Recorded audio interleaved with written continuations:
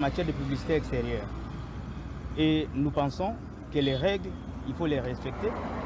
Les agences de publicité qui sont nos partenaires, nous veillons aussi à ce qu'elles aient les conditions nécessaires pour exercer leur métier. Mais de chaque côté, il faut faire l'équilibre. La ville émet des règles qu'il faudrait que les agences respectent. Et nous, à notre tour, nous allons respecter leur investissement.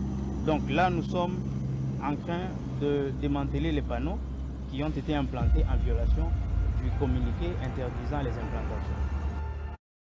Ministre de l'Affaires sociales et Action humanitaire et solidaritaire nationale, son Excellence Nathalie Aziza Mounana réitère son soutien aux vaillants militaires de la FARDC, Ouazalendo, et exhorte les femmes congolais, particulièrement le veuve éphémère de nos militaires, de rester vigilants durant cette période de festivité du mois de la femme et appelle la jeunesse congolaise âgée de 18 à 25 ans de bien vouloir s'enrôler dans l'armée congolaise pour défendre la patrie.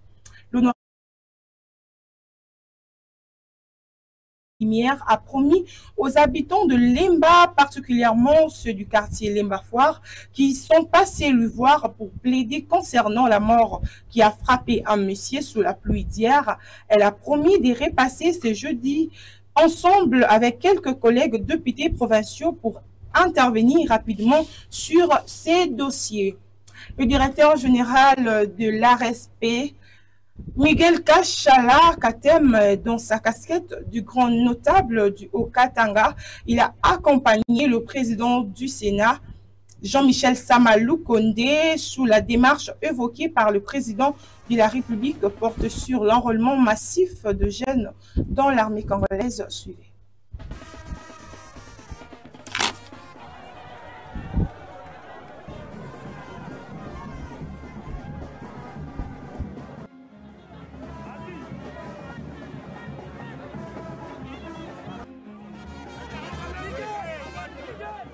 Nous sommes ici à Sakanya, dans l'espace Grand Katanga, dans la suite du président du Sénat, l'honorable sénateur Samalou Kondé, pour pouvoir sensibiliser pour la population, parler de l'unité, parce qu'aujourd'hui nous sommes agressés, non pas par le M23 qui ne sont que des étiquettes, mais en réalité c'est le Rwanda qui agresse la RDC, notre pays.